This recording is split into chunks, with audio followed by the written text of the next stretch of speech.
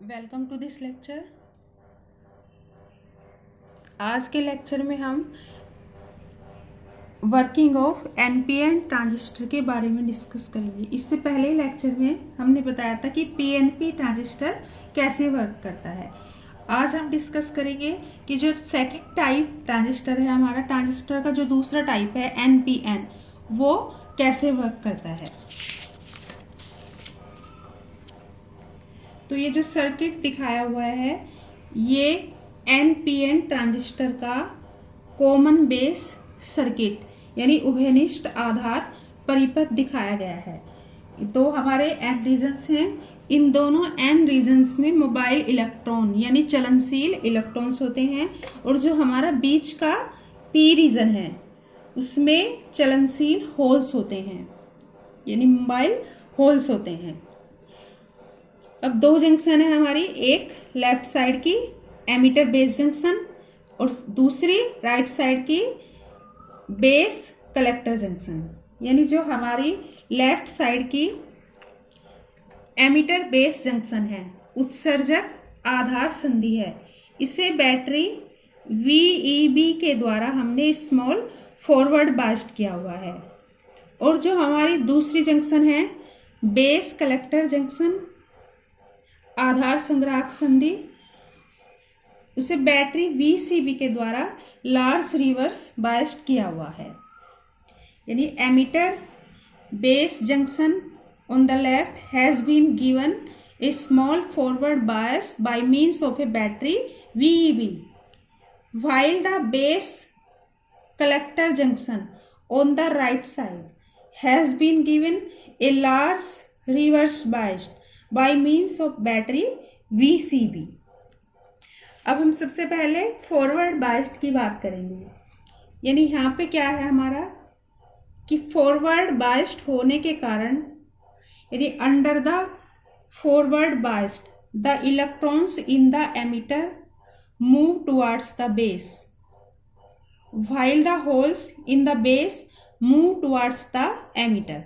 यानी forward biased होने के कारण यानी अग्र अभिनत होने के कारण एमिटर में जो इलेक्ट्रॉन है, हमारे एमिटर में उपस्थित जो इलेक्ट्रॉन्स हैं वो बेस की ओर चलेंगे, और बेस में जो होल्स हैं वो एमिटर की ओर चलते हैं।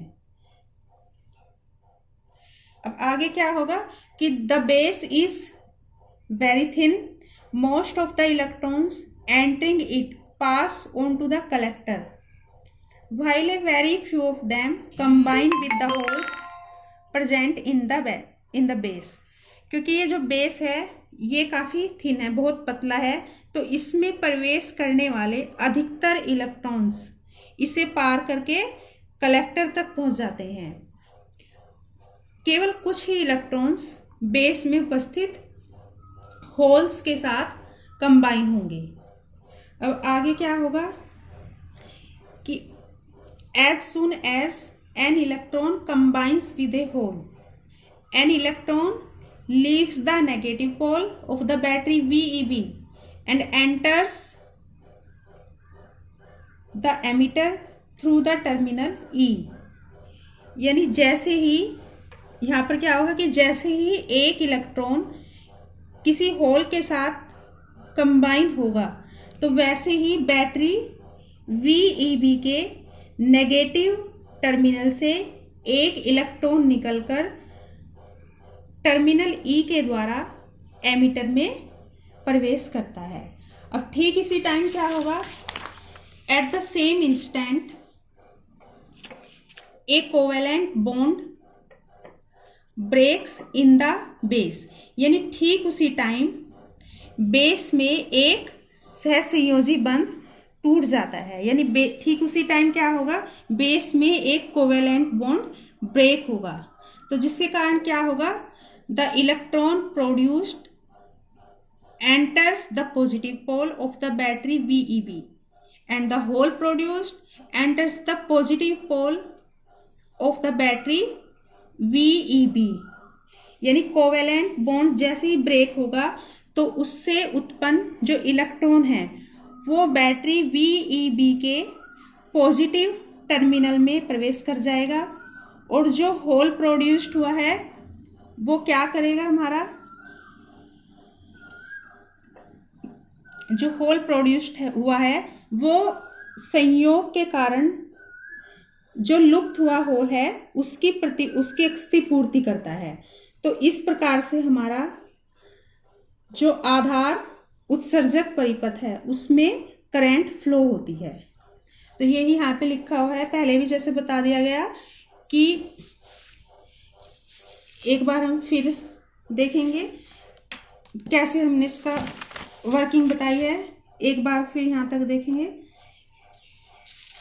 कि फॉरवर्ड बायस्ड होने के कारण क्या होगा, एमीटर में जो इलेक्ट्रॉन्स हैं वो बेस की ओर चलेंगे और बेस में उपस्थित जो होल्स हैं वो एमीटर की ओर चलेंगे। बेस काफी पतला है तो इसमें प्रवेश करने वाले अधिकतर इलेक्ट्रॉन्स कलेक्टर तक पहुंच जाते हैं। केवल कुछ ही इलेक्ट्रॉन हमारे बेस में उपस्थित होल्स के साथ संयोग करते हैं। अब जैसे ही कोई इलेक्ट्रॉन होल्स के साथ संयोग करेगा तो वैसे ही बैटरी VEB के नेगेटिव टर्मिनल से एक इलेक्ट्रॉन निकलकर टर्मिनल E के द्वारा एमीटर में प्रवेश कर जाता है। ठीक इसी टाइम यहाँ पर यानी बेस में एक कोवेलेंट बॉन्ड ब्रेक होगा। तो कोवेलेंट बॉन्ड के कारण जो उत्पन्न इलेक्ट्रॉन है वो बैटरी VEB के पॉजिटिव टर्मिनल पर प्रवेश कर जाएगा और जो होल है वो संयोग के कारण लुप्त हुए होल की कमी को पूरा करता है। तो इस प्रकार से क्या होगा कि जो हमारा बेस एमीटर सर्किट है यानी आधार उत्सर्जक परिपथ है उसमें करंट फ्लो होगी। अब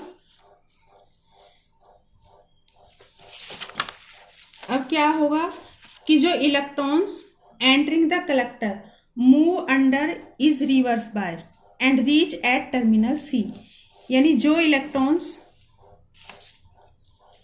कलेक्टर में प्रवेश कर जाते हैं जो कि रिवर्स्ड बायस्ड है वो इलेक्ट्रॉनों के चलने में हेल्प करते हैं, वो टर्मिनल C तक पहुंच जाते हैं। अब क्या होगा कि as soon as an electron leaving C enters the positive pole of the battery VCB, an electron leaves the negative pole of the battery VEB and enters the emitter, यानी जैसे ही कोई इलेक्ट्रॉन टर्मिनल C को छोड़कर battery VCB के positive terminal में प्रवेश करता है तो वैसे ही क्या होगा कि जो बैटरी है हमारी VEB उसके नेगेटिव टर्मिनल से एक इलेक्ट्रॉन निकलकर एमीटर में प्रवेश कर जाता है।